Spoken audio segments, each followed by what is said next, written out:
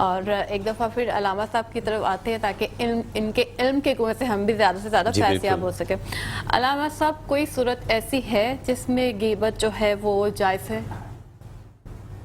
دیکھیں وہ صورت جس میں اصلاح کا پہلو نکلتا ہے، یعنی غیبت کا جو بنیادی پہلو ہے وہ دوسرے کی توہین کرنا ہے اور اس کو نیچے کرنا اور اپنے آپ کو اوپر کرنا ہے. جی اگر آپ اصلاح کے لیے اور درستگی کے لیے اور کمزوری کو دور کرنے کے لیے جی کوئی ایسا قدم اٹھاتے ہیں تو وہ غیبت میں شمار نہیں ہے. مثال کے طور پر کہ ایک آدمی نے غلطی کی، اب میں جی یہ اختیار اور اتھارٹی نہیں رکھتا کہ میں اس کو درست کر سکوں.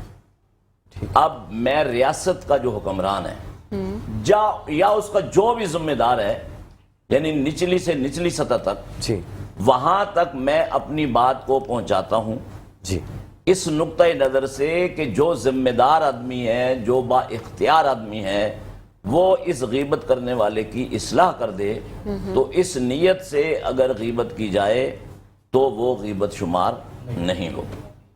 اسی طرح آج کی دنیا میں جو صورتحال ہے جی کہ ریاست کے اندر کچھ لوگ ایسے ہوتے ہیں جو ریاست کی جڑوں کو کھوکھلا کرنے کا کام انجام دیتے ہیں. تو جو سیکورٹی ادارے ہیں جی وہ اپنی ذمہ داریاں ادا کرتے ہوئے ایسے لوگوں پہ نظر رکھتے ہیں اور حقیقت میں بھی ایسے لوگوں پہ نظر رکھنی چاہیے. اصل میں اس میں دو پہلو ہیں. کچھ لوگ کہتے ہیں کہ جناب یوں اور یوں. بعض اوقات کچھ لوگ اداروں کے وہ یعنی اپنا جو اختیار سے زیادہ طریقہ کار اختیار کرتے ہیں وہ بھی غلط ہے، لیکن ریاست کو بچانے کے لیے، ریاست کو مستحکم کرنے کے لیے، ریاست کے دفاع کے لیے، ریاست کی عزت و آبرو کو برقرار رکھنے کے لیے اگر کسی آدمی نے کوئی غلطی کی ہے تو دوسرا آدمی، مثلا آپ ہیں، میں ہوں، نقشبندی صاحب ہیں، قاری مصدق الامین ہیں، یہ جو بھی ہیں، اگر ہم ذمہ دار لوگوں تک وہ بات پہنچاتے ہیں اور اس کی اصلاح کی کوشش کرتے ہیں، سد باب کی کوشش کرتے ہیں، تو یہ چیز قطعاً غیبت میں شمار نہیں ہوگی. اور اس کی مثالیں رسول اکرم صلی اللہ علیہ وسلم کی حیات مبارکہ میں ہمارے پاس موجود ہیں. ماشاءاللہ بات خوب. اچھا علامہ صاحب، یہ بھی آپ سے جاننا چاہیں گے کہ ہمارے معاشرے میں آج کل دوغلا پن بہت عام ہو گیا ہے، تو اس حوالے سے شرعی ہدایت کیا ہے؟ دیکھیں جو دوغلا پن ہے جی یہ غیبت کی بدترین ایک قسم ہے. اللہ اور رسول اکرم صلی اللہ علیہ وسلم نے فرمایا کہ جو دوغلا پن اختیار کرنے والا ہے، دوغلا پن بیسیکلی بنیادی طور پر ہے کیا جی کہ میں آپ کا مخالف ہوں لیکن آپ کے منہ پر آپ کی تعریف کر رہا ہوں، چاپلوسی کر رہا ہوں، اور آپ کے متعلق جب دوسرے آدمی کے پاس میں جا رہا ہوں تو آپ کی انتہائی برائی کر رہا ہوں اور اس کی چاپلوسی کر رہا ہوں. اللہ. تو یہ اصل میں منافقت میں شمار ہے. اور اللہ کے رسول صلی اللہ علیہ وسلم نے فرمایا کہ جو دوغلا پن کرنے والا ہے، عربی میں اس کو کہتے ہیں ذو الوجہین، یعنی دو چہروں والا. تو کہا اس کے دو چہرے قیامت کے دن اللہ کی بارگاہ میں اللہ کے حکم سے آگ کے بنائے جائیں گے.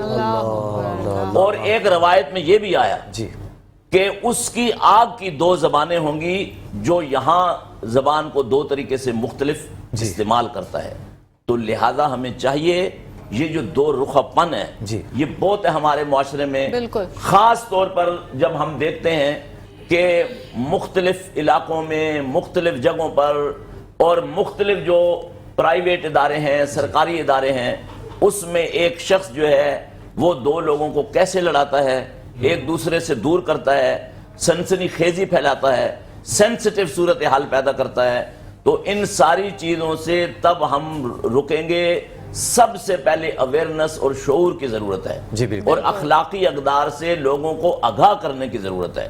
اور دوسری بات یہ ہے کہ میں لوگوں کو تبلیغ تو کر رہا ہوں لیکن میں خود عمل کیوں نہیں کر رہا؟ جب تک میں اپنی ذات سے عمل کا آغاز نہیں کروں گا، مجھے یہ امید نہیں رکھنی چاہیے یہ سوچ نہیں رکھنی چاہیے، میری یہ فکر نہیں ہونی چاہیے کہ لوگ خود ٹھیک ہو جائیں اور میں غلط رہوں، بلکہ مجھے اپنے آپ کو پہلے ٹھیک کرنا ہے، تب عوام اور لوگ ٹھیک ہوں گے۔ بہت ہی پیاری بات، بہت ہی پیاری بات۔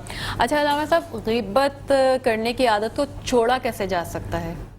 دیکھیں، غیبت جو ہے وہ ایک گناہ، ایک برائی ہے، چھوڑیں گے ہم کیسے؟ اگر یہاں اللہ نہ کرے ہمیں کوئی یہ آ کر کہہ دے، ابھی فیصل صاحب باہر سے آئے ہیں، بھئی ایک سانپ آ رہا ہے، تو ہم یہاں بیٹھیں گے؟ کون بیٹھے گا؟ چلے جائیں گے۔ یعنی اور ابھی پچھلے دنوں زلزلہ آیا، کوئی آ کر کہے جی ابھی زلزلہ آ رہا ہے، پھر یعنی ہر صورت میں جو موذی جانور ہیں، ہر صورت میں جو مشکلات ہیں، جو مسائل ہیں، ہم اپنی حیات کو، اپنی زندگی کو، اپنی جان کو ان سے محفوظ کرنے کی کوشش کریں گے۔ تو جس طرح یہ جسم ہے، اسی طرح ایک روح موجود ہے، یعنی ہمارا جسم جو ہے وہ زندہ کب ہے؟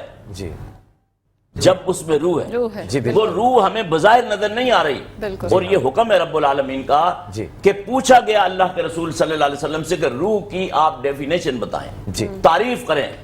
فرمایا یسألونک عن الروح قل الروح من امر ربی۔ جی بے شک، بالکل۔ یہ روح جو ہے یہ اصل میں امر رب ہے۔ جی علامہ صاحب بہت شکریہ۔ جو روح ہے اس کو آپ سمجھ جائیں، پھر آپ غیبت سے بچ جائیں گے۔ خالی جو ہے ہم تقریر اور وعظ و نصیحت سے نہیں بچ سکتے۔ بہت شکریہ، ماشاءاللہ بہت شکریہ۔